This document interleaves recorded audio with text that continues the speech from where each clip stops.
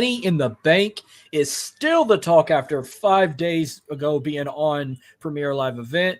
And we're going to continue the talk with a little lanyard for you on this live stream edition of the Worldly Podcast. Let's go. So what does it mean to be a raging Cajun? Southwest Louisiana, wreck your face, man. Still don't get it in, I'ma let you know. All you gotta do is come and join the show.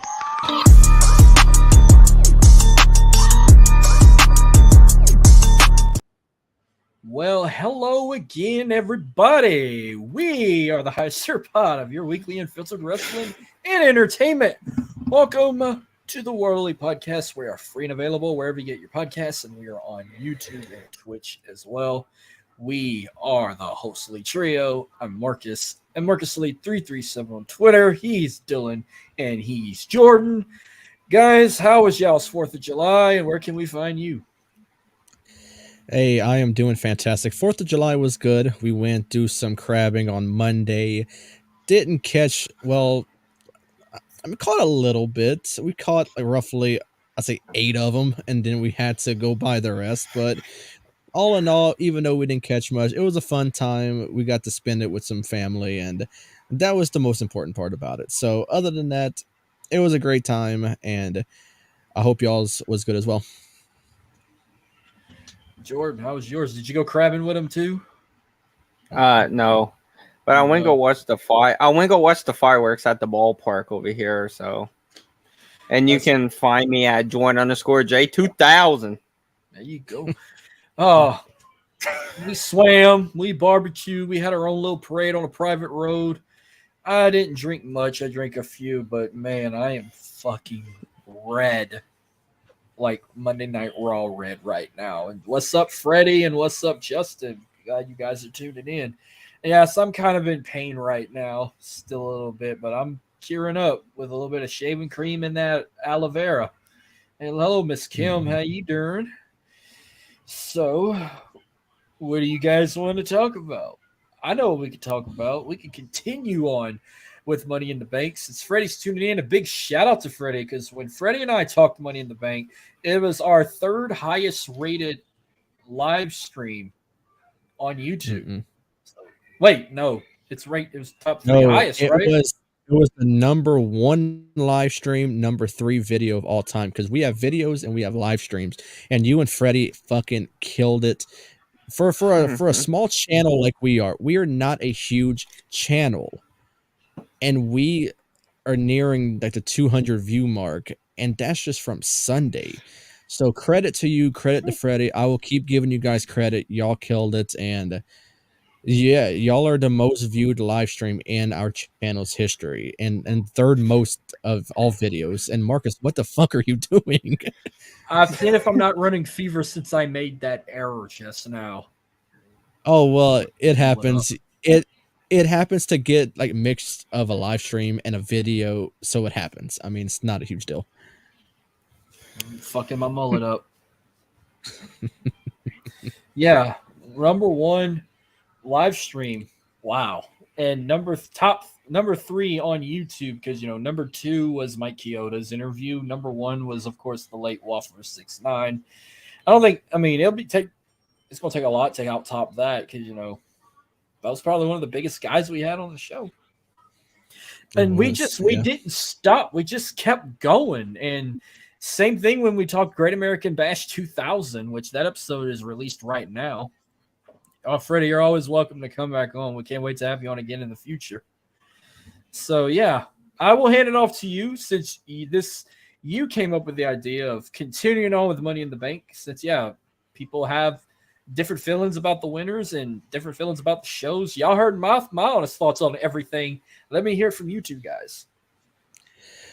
So if people didn't tune in about an hour ago, I was a guest on the Universal Wrestling Podcast on the Bloodline Entertainment Network. Shout out to Nick for having me on, filling in for Keith since Keith couldn't make it. So I gave a lot of input about Money to Bank. Was it the right choice putting it on Damian Priest? Did they drop the ball by not doing it with LA Knight?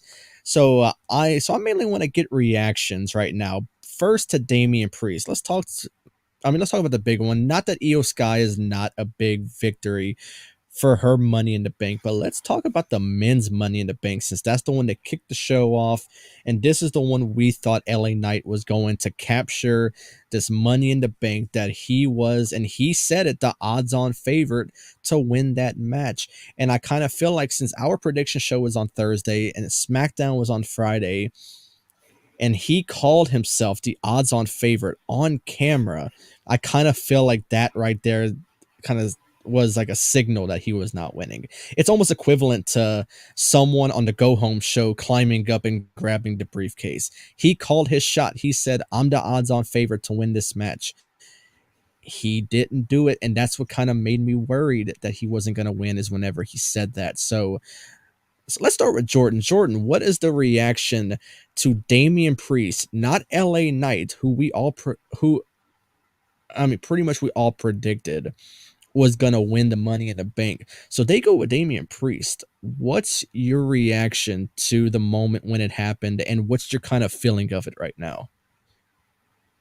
Yeah, I'm like, I was like, when I got back from the birthday party we was at, fast forwarded it back and I watched it, and I was like, all right, I think LA Knight should gonna get it because he was up on the top of the ladder. I was like, then Right. Damian Priest got it, and I was like, it's all right, I guess. Mhm. And then he came out with Seth Rollins match and stuff with Finn Balor, and they was doing all kinds of stuff. I was like, so I don't know what's gonna happen with them two. So How about you, Marcus? I mean, it is what it is. I mean, I'm not disappointed that Damian Priest won because he was a backup of mine. I was good with it. I was like, what if he cashes in on Rollins? Or I was thinking, what if Finn would have won, he'd have cashed in on Finn? Because something tells me he's most likely could leave Judgment Day, go a solo character, and we see the coming in of JD McDonald, because I don't know if they're going to have them all together. I feel like one's going to leave and they gain another. So I was just patiently waiting. I hope he's successful when he cashes in. Now, Io, on the other hand, she will definitely be successful cashing in. Whether if she cashes in on Asuka, which I'm calling it now. I think it's going to be on Asuka.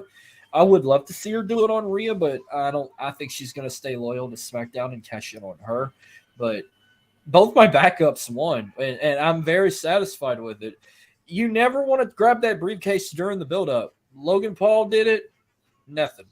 Butch did it, nothing.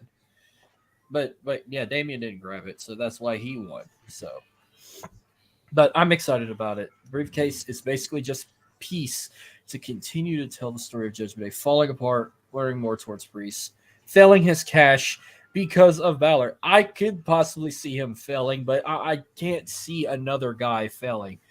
Brock was the last one.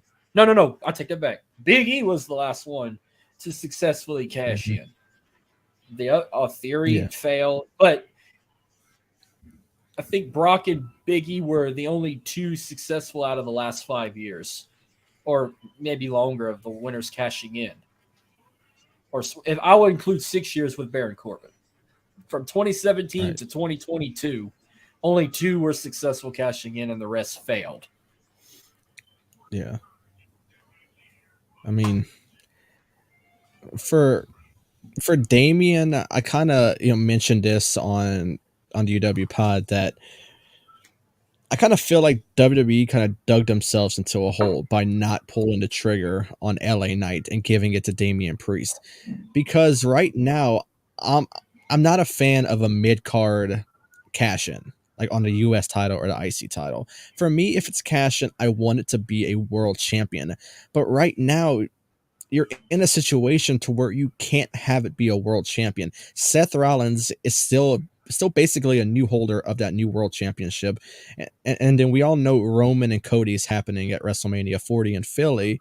And that's when I feel like Cody will finally get that moment in front of everyone at WrestleMania to beat Roman for the titles, even though I feel like Roman taking the pin kind of takes away from that moment from Cody. I kind of feel like everyone has their own opinion on that sort of topic. So like I said, I do respect anyone's opinion.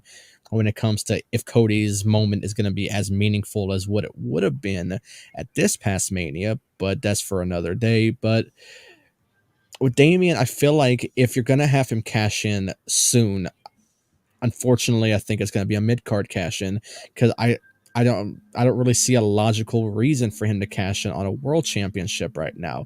It can't be Rollins and it can't be Roman Reigns.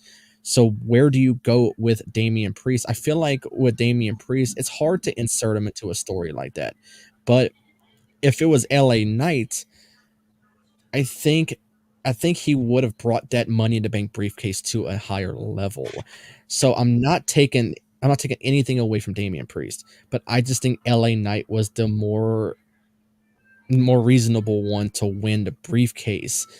But I also feel like LA Knight's not at a point in his career where he's at a point where he doesn't need it. He's that over with the crowd. It's not like the briefcase would have made him more over. So really, I think he doesn't need the briefcase. So really, I think Damian needs it more than he does. But and Io Sky, she was the one that a lot of people picked. She deserved it, and really, I think that's a way for Damage Control to go their own way. Dakota Kai's out for months. She won't be seen for a while. Bailey, potentially going her own, and Io Sky could be a women's champion sooner than we think. I really don't want her to cash in on Asuka. I don't want Rhea Ripley to lose anytime soon. So we're almost in the same situation like we are with Damian Priest. Is with the women's championship, we don't want it to change hands right now. And really, as much as I love Io Sky, because I think she is a very talented superstar, she's not at a point right now where I want any of the other champions to lose it. And there's no mid-card women's championship, so we're back to square one with what we're doing with Io. So really and truly, I think both Damian Priest and Io Sky should hold their briefcases for a while. Give it a good reason why each of them should cash in, and don't let it be too soon. If they have to hold it for a few months, fuck it. Let them hold it for a while. It's not that it's going to take anything away from them, but they have to cash in at the right time when it's necessary. And that's really all I got to say about that one. But I'm okay with both of them winning. Even though I would prefer LA Knight, I think he would have elevated it. I think Damian Priest was also the right move as well. So if y'all have anything else to offer on the situation, y'all can go ahead. If not, we'll move on to something else y'all want to talk about.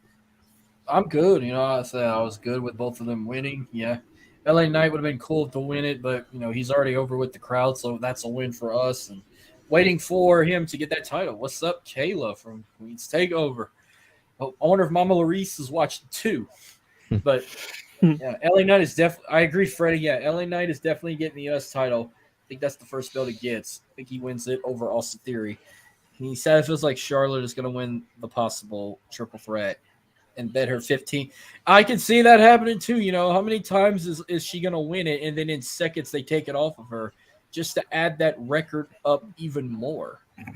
Like, that's all they care about right now is Charlotte trying to get that 15th, and then as soon as she gets it, it's like, all right, cash it in, EO, take it off of her. Now we can go to 16. Oh, she went to bed. Uh-oh. Well, let me keep the trend going. Let's keep the talk in London here. So we got a surprise at Money in the Bank. We got John Cena, who just biggest kept secret of the night, makes a surprise appearance, to thank the crowd for being them, being the show, bringing the entertainment, all the sing-alongs and the chants and everything they did. I mean, from humming Nakamura's theme, humming Seth Rollins' theme, singing the entire theme song of Kingdom by Downstate for Cody Rhodes and the Down Since Day One of the Usos. They even sung John Cena's whole theme instead of saying John Cena sucks. They were even doing Sami Zayn's theme after his interview. I can hear him in the background. Da, da, da, da, da. And then top it off, they were taking their shoes off and holding their shoes up while Roman Reigns was in the ring. And don't hate, I'm wearing Crocs. It's too hot outside. Nice. We want to see more of that, but I want to see it at a different level. So John Cena just come out and say, I'm here to try and get WrestleMania in London. First of all, it's got to happen. Yes, WrestleMania 40 is in Philly. It's locked in, but you got to do WrestleMania 41 at Wembley in London. Yeah, they got other stadiums in London. They got Tottenham Stadium. They got London Stadium where they did the MLB series. They got another stadium I forgot I talked about with Freddie, but I think Wembley is the place to be. Wembley's their biggest stadium in the city. It can hold to 90,000. I could damn sure see it passing WrestleMania 32's record without the extra fans that they didn't have to lie about. Just everything you saw at Money in the Bank, imagine more fans doing that in a stadium. I really hope they get it in London.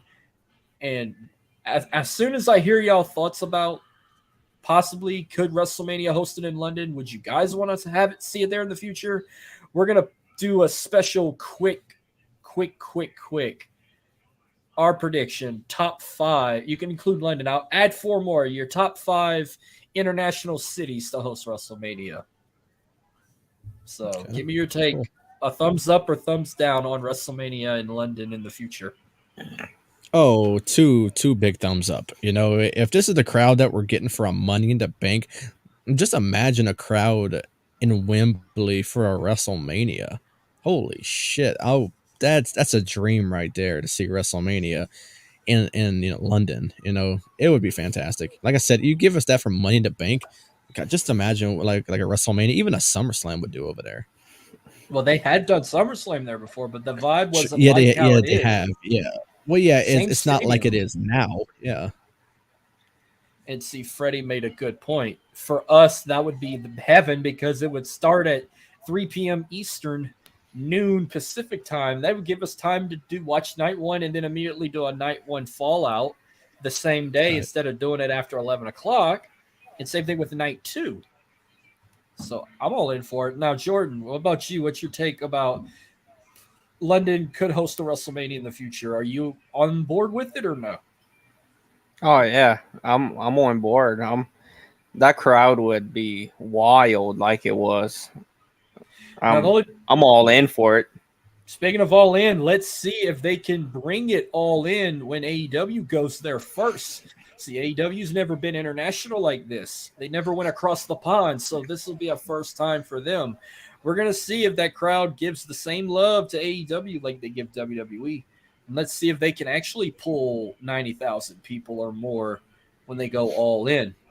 So I'll go first real quick. I thought about them. I was like, so London, of course, is number 1 for me. I think it's everybody's number 1. But from 2 to 5 of an international WrestleMania in the future, number 2, I put Tokyo. I think probably maybe the wrestling capital of the world. They take wrestling so religious down there. In the Tokyo Dome of all places, that's probably the only place to host it. I mean, yeah, they host Wrestle Kingdom there every year. But yeah, they may not be like the London crowds or Puerto Rico's because they treat it like you're watching a play. Like they just clap. They don't go. You probably might not hear Cody's "Whoa" chant, or if they do it, they might do it in like a low tone voice because of saying that Japanese fans respect the business, that they don't go hiatus and go all ape shit like everyone else around the world does. So I would put Tokyo at number 2 to host a future WrestleMania. Number 3, I will probably say, you know what? I'll go back to the UK. I'd like to see Germany host a WrestleMania. Munich, that brand new stadium they built for the international series where the whole outside looks like a giant LED screen. That stadium looks fucking cool. So, like, yeah, WrestleMania in Germany, that would be the most alcoholic WrestleMania I've ever seen. Too bad they couldn't do it around Oktoberfest.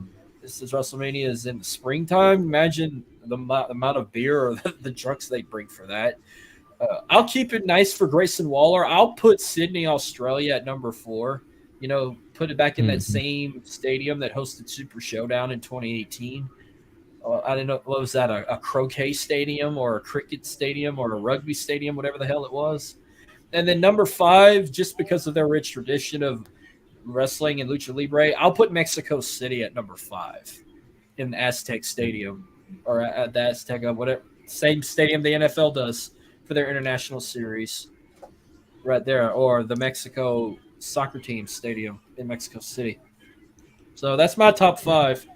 Or I should say 2 through 5 to add with the number 1. But what you got for your 5 international WrestleMania hosting? So I'm not gonna lie, I'm way too lazy to Google anything right now. My phone's even on the side of me, and I just didn't feel like googling nothing. So I gonna for one, I'm gonna agree with pretty much everything you just said. That's the logical thing. Even Freddie even mentioned one, Ireland. I'd like to see Dublin, Ireland get one. That would be a fantastic crowd as well. But everything you just mentioned, I find very logical, very reasonable, and would love to see Mania in each part of the world. Like, so just to see how their crowd like appreciates wrestling. Fucking London appreciates wrestling so much. And just imagine if they would get a WrestleMania over there, man. That's a dream, man. I would love to see that. Jordan. I have my phone by me, so I googled it. So, London is my number one.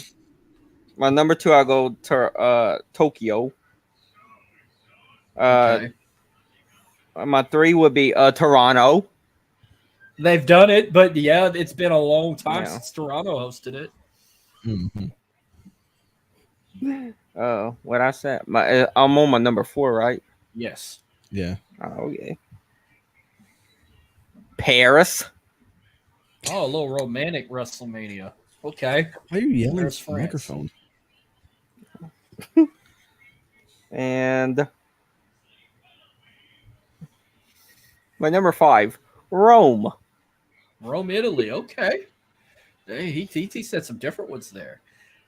Just think, if Tokyo would host it, it would feel like watching Wrestle Kingdom. We'd probably have to get up at 2 a.m. to watch it, whatever time they start it. I know they'd probably Mhm. be a day ahead of us. We'll probably still be like on Friday for night one. No telling. Or Saturday morning. Like, whatever the time was. I'm trying to think back when they did Beast in the East. I remember getting up at 6 a.m. or 7 a.m. to watch that crock of shit. And it was by 9 or 10 a.m. It was like a 2-hour, 3-hour show on the network at the time. Mhm. They would probably end it, I would say probably 10 a.m. or 11 a.m. our time if it would end.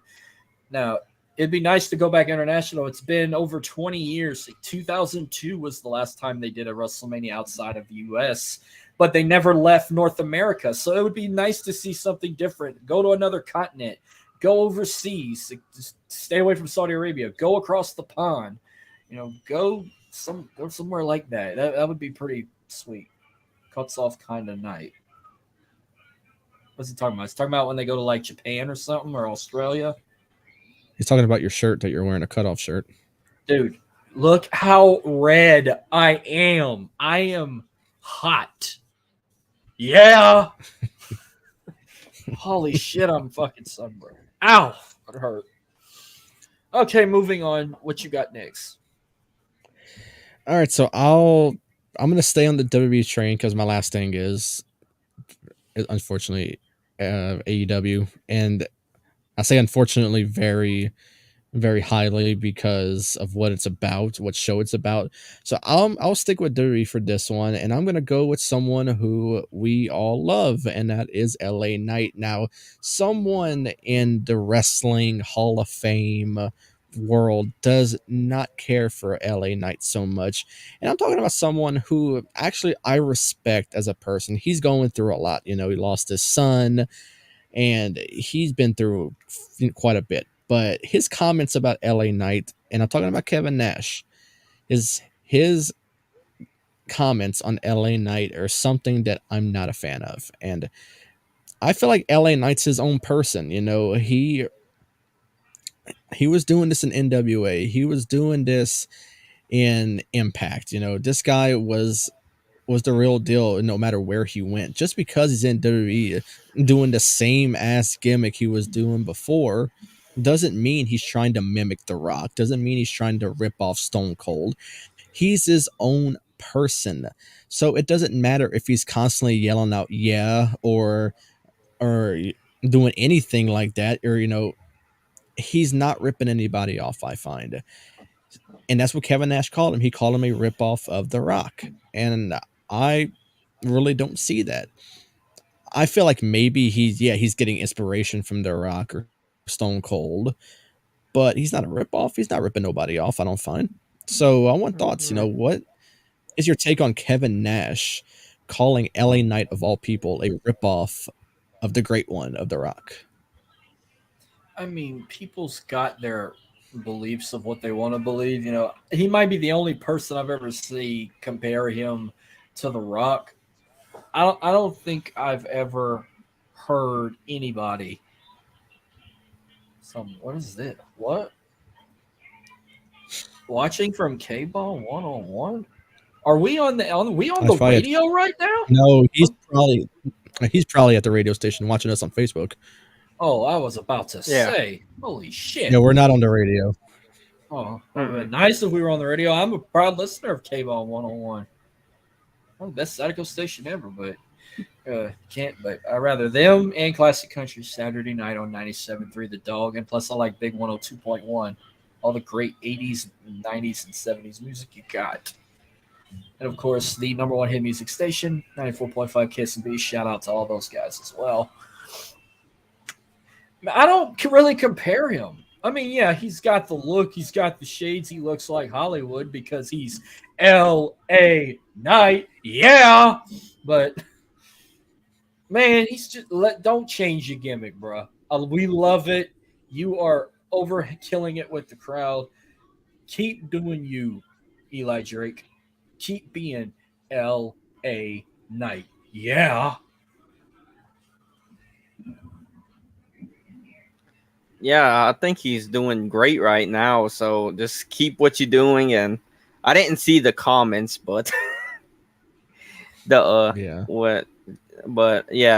keep on what you're doing. We love it. You got to do it too.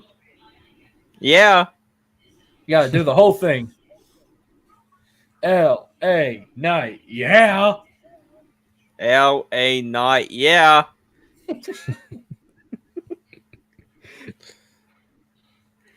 It's too good.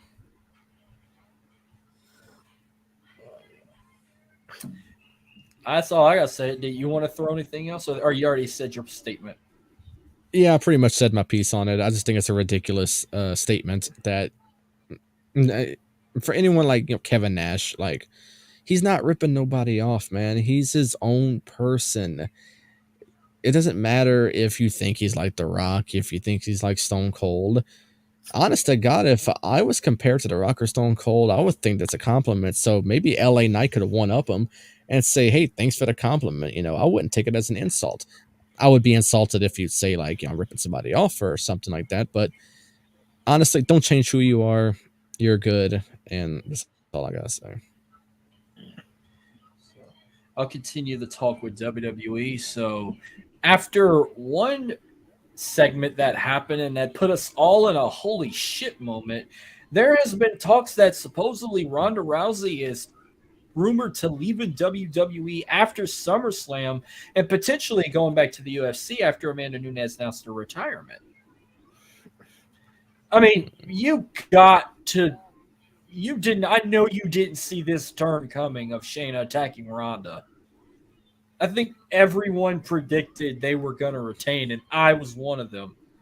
But I was not mad that they lost the titles. I was glad they lost because I can't stand them. Shayna, we need the Queen of Spades, Shayna Baszler, back. If they put them in a match at SummerSlam, sign me up for it. If they go in a fight pit, fine with me.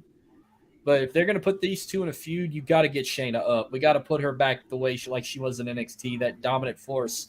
The one that didn't take shit from anybody and made women scream and tap out. And we were there when she won the NXT Women's title the first time, when she beat Ember Moon or Athena. But Ronda, yeah, it's time. After 5 years with the company, it's time for her to go back to UFC. Hey, if she goes back to the Octagon, I might be a fan of her again because I really loved her in the UFC. I gave her a chance in WWE, but after the end of 2018, I was over her. She fucking sucked. And she's just getting worse. Yeah, I mean, I don't see her going back to UFC. As much as it would be cool to see it, she's done her time. I think if she was to attempt to come back at the UFC, I think it would end up how her first comeback did when she lost to Holly Holm, and then after that she was out for a while. Then her big return happened against Amanda Nunes, and she got the shit beat out of her again. I really don't think she can compete with today's fighters. Today's fighters are young. Today's fighters are fast. I'm not saying she's not fast, but I haven't seen her in the octagon since. So I really don't know what I could expect out of a Ronda Rousey back in the octagon. But would I be interested in it? I'm like 50-50 with it. I don't know. I really don't know what I would expect out of her in the UFC. If it would happen, I'd watch it. But more than likely, I think she would get her ass whipped because she's older now. She's not that same young, finish everyone off in the first round Ronda Rousey. Honestly, like this could happen, about a year from now, and I'll watch the stream and I sound like a fucking idiot.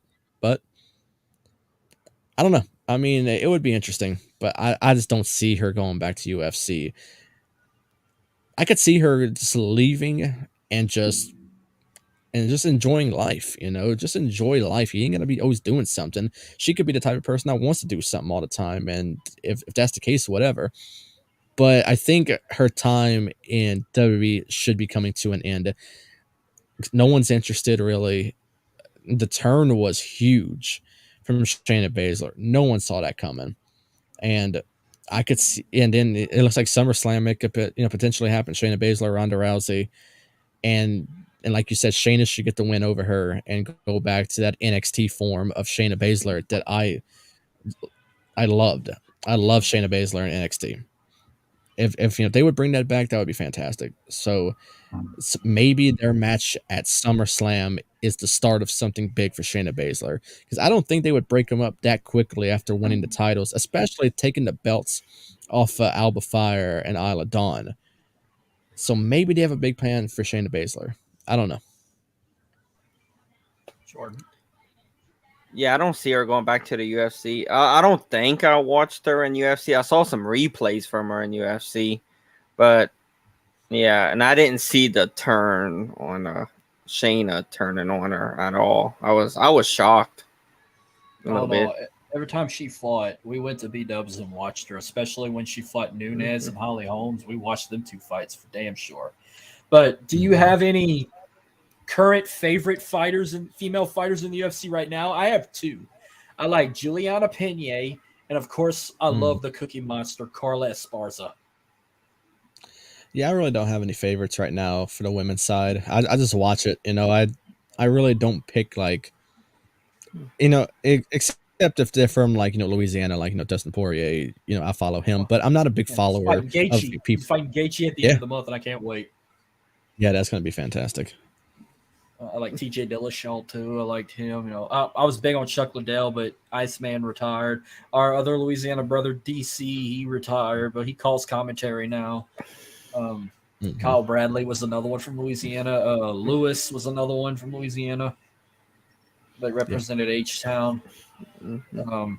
I liked Heath Herring. I liked Evander Holyfield. No, that was a boxer. I liked Anderson Silva. I like George St. Pierre too. I'm naming guys that don't fight anymore. I miss the old school UFC. I'll tell you one of my favorite knockouts of all time. Let's go back to UFC 100 when Dan Henderson knocked the fuck out of Michael Bisping, and then just elbowed him in the fucking face. That was the night Brock beat Frank Mir, and then he said he was going to go home and have a Coors Light because Bud Light didn't pay him much, and he was going to sit on top of his wife. He talked about Sable. That's great. Yeah. But man, I can't wait for UFC. I think, what is it? I forgot what number it was, but I'm going on Cage My IQ to talk the rematch between Poirier and Gaethje. Nice. I think it's 272 or something like that. I might be wrong. I lost count. I think because they're doing 290 this weekend. Oh goddamn, we're almost at 3. Yeah, way off. Did you hear the fucking rumor about Elon Musk and that Mark Zuckerberg fighting in a cage? You didn't hear about that shit? They were talking about. Yes, I heard about it, and I hope they both lose. They're both. They want to do it. I don't know if it's true. They were talking about they want to do that at UFC 300, so they got a year and a half to prepare for that shit. Because last I looked, UFC 300 was scheduled to be released around the fall of 2024. So can you imagine that? It better not be fucking main event. No, That's so stupid. Ought to be on fucking Zuckerberg's side after the fucking shit Elon Musk put on Twitter. But it did help prevent me from seeing spoilers of Money in the Bank. But I think it's stupid. You can only see 600 tweets a day or all that bullshit. Oh, hey, I want to tell you about something that happened, and I guess I'll share it on the live stream. I was going to tell you when we got off, but I got an email from a representative from a Houston Dynamo, and they were offering ticket packages because they saw that I recently purchased tickets to a Dynamo game, and they were offering ticket packages at a low price and whatnot. So I had to give her the unfortunate news that, for one, I'm not from Houston. You should I have don't gave it to live me, anywhere near asshole. Houston. Well, fuck, dude. I'll give you her email. I don't give a goddamn. And then I had to also tell her that I visited Shell Energy as a fan of the opposing team. So I think that kind of like said like, okay, well, never mind then. Give it to me. I'll go. I'm a Dynamo club member. Oh, we have to buy it. Like it's like ticket packages to buy. It's not like free shit they're trying to give me. Oh, well, fuck that. Never mind. I ain't paying for that. Well, no, that's what I said. That's why I said at a very low price. I didn't say it was free. If it was free, I would have took it. I'm not a Dynamo fan by any means, but fucking free is free. I'll take it. I'll take it when they play the Sounders again. Oh, God. Yeah, that's not probably till next season. I hurt my sunburn from moving like that. Ow. We need a sunscreen or aloe vera company to sponsor us so I can cure my sunburn. Because Dubby's not doing it. Yeah, Dubby almost killed you, so. Dude, I have the worst luck when it comes to energy packets. Maybe it's my best at my age. I should not be taking energy packets. Same thing with Rogue. Like, I'm probably not going to mention them as much anymore, but I'm still going to keep the shaker. I like the shaker. I'm going to just drink my Gatorade in it. Or my little coil. Because I'm at a birthday party and I'm getting messages saying that like your heart's beating fast, you're sweating. I'm thinking to myself, do I have to like send an ambulance to Marcus's house or something? I was at work, by the way, when that happened. I was in the air condition. I was in the air condition in my office getting ready to watch Money in the Bank, and I am sweating profusely, and I'm like just about to lay across my desk. Like, what the fuck is wrong with me? I didn't chug it. My first mistake, I drank the shit on a goddamn empty stomach, and I just ate Daryl's before I chugged the rest of it. I ate a Daryl's special, minus the pickle. Good morning, Thumb, from the broadcast. All right. Enough about me damn near having heart attacks the night of Money in the Bank. Let's continue on. So I'll finish mine off. It's a non-WWE, and it's AEW Collision. Now, we have talked about Collision a lot on this show. The debut of it, when it was first announced. Are we even a month into Collision yet, or like a few weeks into it now? One more week. I'm leaning towards it being a bad idea already, and I'm saying this because the debut of it was good. You know, CM Punk, he comes back. We get the returns of Miro, of Andrade, guys we don't see on Dynamite, and we just got word that Malachi Black wants to be exclusive to Collision now. So that means we won't see him on Dynamite. Maybe the House of Black we won't see on Dynamite. So now we get the Collision. The ratings from this week were horrible. They were probably around 500,000 viewers, and that's bad. Now, granted, they went up against Money in the Bank. A lot of people couldn't watch Money in the Bank live, so they tuned into Money in the Bank around the time Collision was on, and now they're going against UFC 290 for this week. So now, and we talked about it, Marcus, we said football is coming back, and we treat college football Saturday nights like it's, what did you do to yourself? No, I was about to pick my arms up like yes, and my sunburn kicked in. Just don't move. Yeah, just like sit still. Just sit like this. Yeah, just it's a stone. I'm gonna stand like Imperium. Just don't move at all, because if you move, you're gonna hurt yourself. But yeah, like in the South, we treat college football like it's the holy grail. We are gonna watch college football over Collision, and it's not even close. Like honestly, we could find the worst game ever that they'll put on a Saturday night college football, and we're gonna watch it over Collision. So Collision, unfortunately, their ratings are gonna continue to drop. It's and also a lot of it are being pre-taped. So it's almost like a revamped Rampage. If you think about it, I mean, it's almost like Rampage. Rampage is taped. So I mean, yes, yeah, some collisions are live, but most of them so far have been taped. So with Rampage, I don't watch Rampage because I can go on Twitter and find the spoilers for it. I can do the same thing for Collision. If anything good happens on Collision, I can just tune in for that part, see it happen, and I can just turn it right off because the rest of the spoilers I read are not that good. So I want some thoughts here. Was Collision a good idea? On paper, at first I feel like it was. Now I feel like it's not that good of an idea. Maybe it'll get better. I'm gonna give it time. I'm not gonna say, oh, this is a bad idea already. We're only a few weeks in and it's already bad. No, I'm not gonna do that. I'm gonna give it a chance, but right now I feel like it's not that good of a decision. Jordan, you go first because I'm gonna try and say all I gotta say as quick as possible. Yeah, I didn't even watch Collision this past Saturday, so yeah, I don't know. I think it's a bad idea. It's like I think with football coming up and everything, I don't think I will be watching football more than Collision. So I think it's shit. Oh, it hurts. It hurts right now for laughing. Don't move. Shit. Don't move.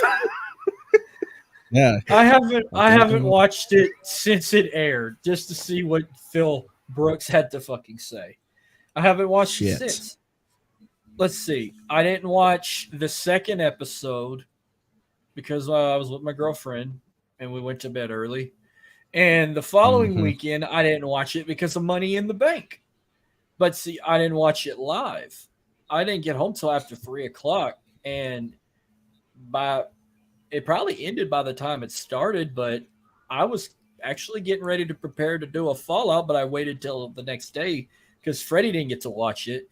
I guarantee you there were people that loved it so much they rewatched it again just to not watch Collision. I heard a lot of negative shit about it. I heard it sucked. Next week's probably going to be the same. It's basically Punk's show. As long as he's on there, I don't give a shit. I'm not even going to watch it. I did watch the Statlander match. I went back on YouTube and watched it, and I enjoyed it. I'm just going to stick with Dynamite. As long as he's not on the show, I'm going to watch it. And it's going to be hard trying to watch a pay-per-view when he's going to be on that too. Like, I don't care. It's going to fail eventually. We talked about it about a month ago. I said it's going to gain some attention now, but when college football starts, it is game over. Especially in the southern states. We're going to be watching LSU. Everyone in the southern states are going to be watching their SEC teams or ACC teams or anything else just to not watch wrestling because football comes first. Wait till it gets colder, and when basketball season starts, you're gonna have NBA games on Saturdays. Hell, they might not have some people watching it now because they're watching baseball. Like, I'm not gonna be watching it Saturday because I'm gonna watch the Astros and the Mariners. When it's January, it's the NFL playoffs. They're definitely not gonna win the ratings for that. And then when football season's over and all you got is NBA basketball and college hoops, and I love watching college hoops. That's another red flag of hosting Collision on a Saturday. It was a mistake trying to do 3 shows. Your best bet was to do it maybe a Friday after SmackDown. Get rid of Rampage. Just stick with 2 shows. You're not capable and qualifying enough to host this many shows like WWE can do. When WWE's been around way longer. enough to be their grandpa. Because AEW has been around 4 years now, but they acting like they've been here since the beginning of time. Oh, we got some more Australians. Hello. Let's put another slip on the barbie. That's what they say. Can't take your ass nowhere, bro. Dude, I'm not nowhere. I'm sitting in my home office in my house. Shout out to the Any Given Sunday Australia podcast. Shout out to y'all and Brocast, two best podcasters in Australia. Dude, so really, with Collision, with college football coming up, honestly, LSU could play anybody, and I will choose to watch it over Collision. LSU could play Ville Platte High School in a game, and I will choose to watch Collision. Thank you right now.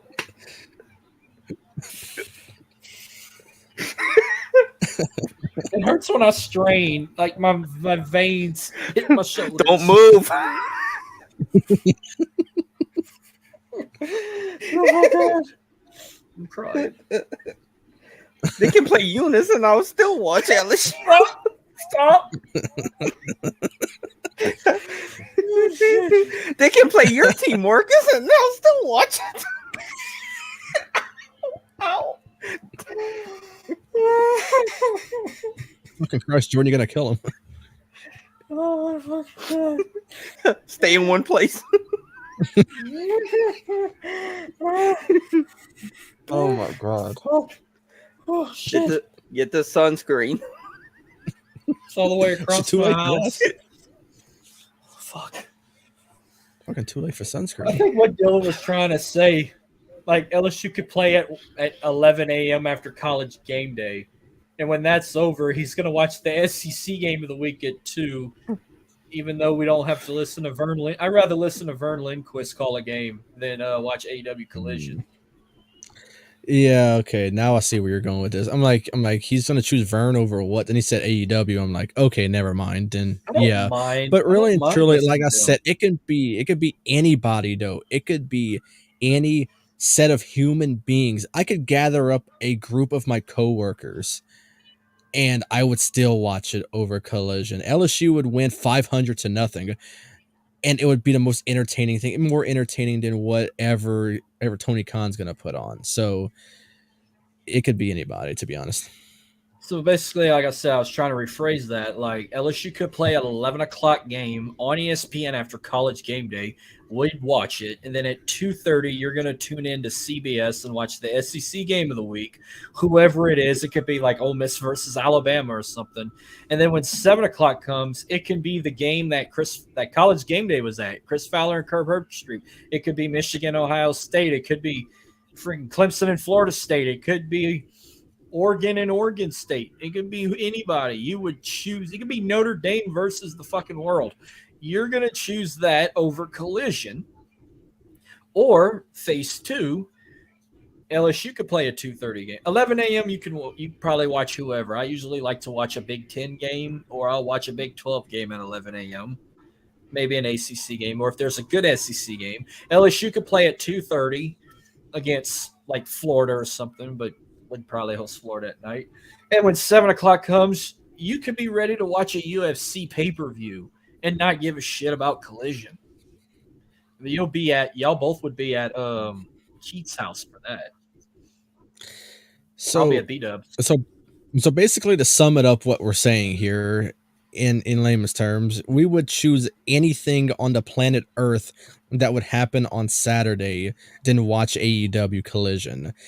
I really think that's what we're saying right now. I would watch SpongeBob instead of Collision. I would watch SpongeBob because Joe Burrow is watching SpongeBob. That's my excuse. You got that right. We're on the right page. Yep. Well, here's my last topic. We're going to keep this trend going. Yes, they had a week break this week before the second half of the series will commence. Now, you did not get to watch the episode yet, but I'm going to ask you real quick. What's something you will always remember, or what do you remember anything about the Junkyard Dog? Just I mean, it's in the name. I mean, we have the dog collar on, like the chains and all that. You know, honestly, if it went for my dad, I would not know who the Junkyard Dog was. My dad taught me so much about these older wrestlers. So honestly, after this show, I might go and watch it. You know, it could be tomorrow, could be any day before we leave for vacation. I will go and watch it because I heard it was a pretty good episode. One thing I could say, he was our king at one point of our state.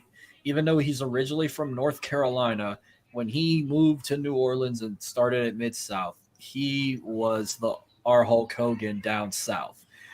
Sylvester Ritter, also known as the Junkyard Dog, he was a very big name in Mid-South. He was our top guy, and you'll hear his story. You know, he'll hear about his longtime rivalries with guys like Ted DiBiase at the time in Mid-South.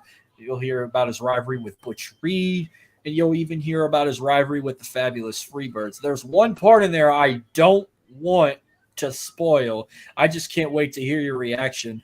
But I said I was going to watch this one with my parents because my parents were very big on the Junkyard Dog. Of course, they both didn't shut up the whole time because every time they showed the shit with the Fabulous Freebirds that almost got Michael Hayes killed in real life. They're like, I remember reading that in the newspaper. And they're like, Dad's like, it's crazy how they were arch rivals, but he was the best man in Ted DiBiase's wedding. I'm like, yeah, it's because kayfabe wasn't a thing back in the 70s, in the 80s. You know, he got the call to the WWF in the mid 80s, but Vince McMahon, I think just being a racist fuck, he didn't make the Junkyard Dog the superstar we thought he was going to be. He was very popular with the crowd, especially the young generation. I'll never forget, he was also in the cartoons. He had one of the most highest selling action figures, along with guys like Hogan and Randy Savage and the Ultimate Warrior, just to name a few. The theme song at the time, you know, in Mid-South, he would come out to Another One Bites the Dust by Queen, or he came out to what's this song about? Oh shit, you're about to make me look it up on my phone.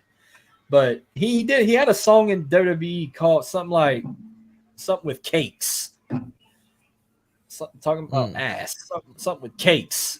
Freddie might know what it is, but he had a serious drug problem, like a lot of the wrestlers did at the time.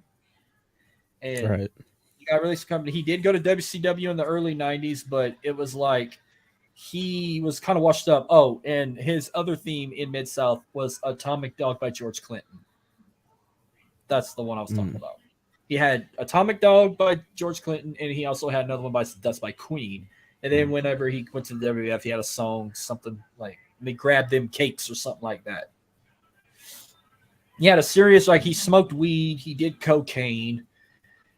Yeah, and he was doing the drugs in the locker room like any other wrestler would. Like, but it was cool to hear from Coco Beware, Theodore Long, Jake the Snake, Ted DiBiase, Junkyard Dog's nephew, who's still alive today.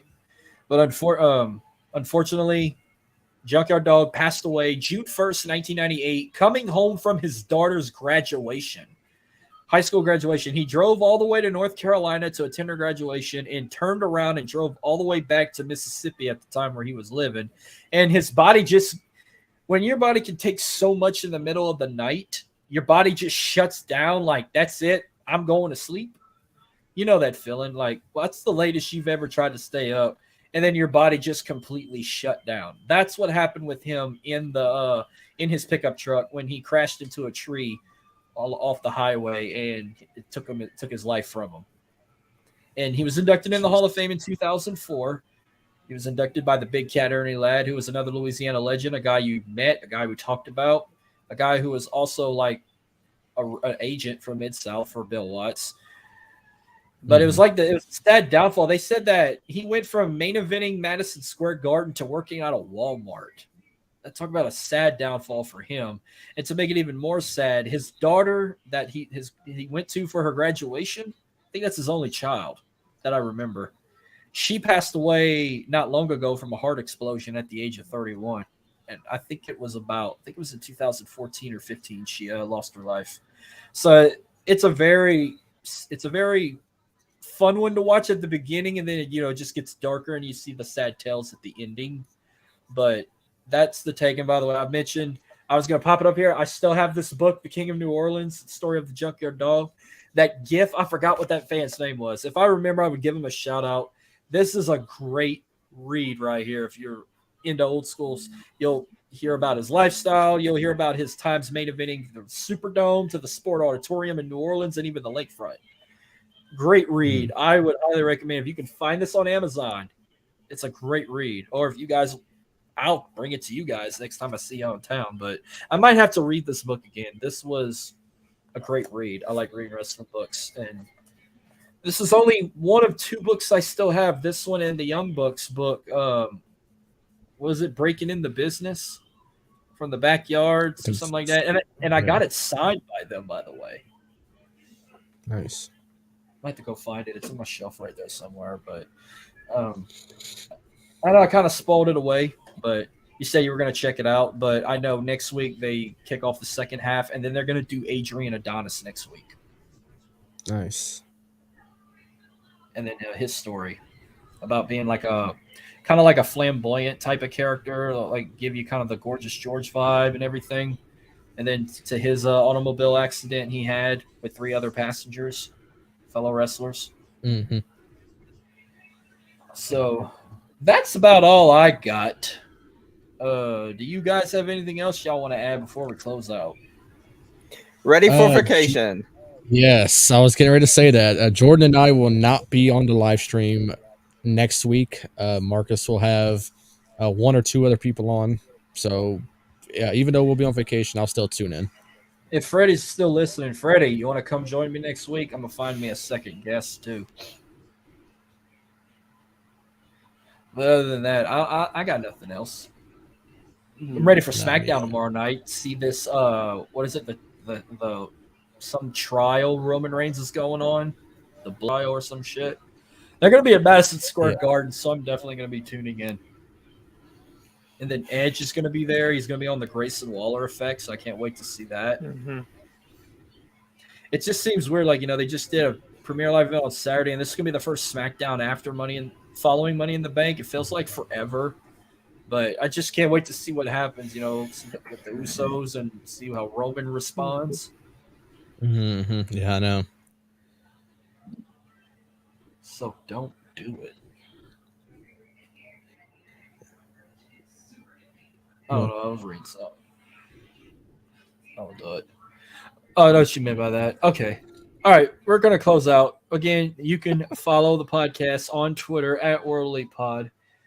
You can follow us on Facebook, Instagram, subscribe to us on YouTube. Our live streams powered by StreamYard. You can watch anytime on demand on our Facebook page or YouTube channel. Our proud sponsors, even though one damn near killed me, W Energy, be better. If your body can take that type of energy, go to w.gg and use our promo code WorldElitePod to get 10% off. Our other sponsor, 80s Tees, go to 80stees.com and use our promo code WorldElite to get 30% off. So with that being said, Dylan, Jordan, it's always a pleasure. For our listeners, thank you for all your love and support on the show and the comments and giving us your feedback and the viewerships. We will see you guys. Well, I will see you guys next week. Dylan and Jordan will see you guys in 2 weeks. You guys have a wonderful vacation. In 2 weeks, I go on mine. I go to Florida finally. But when I come back, it'll be time to talk SummerSlam when that time comes. But thank you for everyone tuning in. Y'all have a good one, and we'll see you guys next week. And hopefully I won't be severely burned. Y'all take it easy. Y'all catching?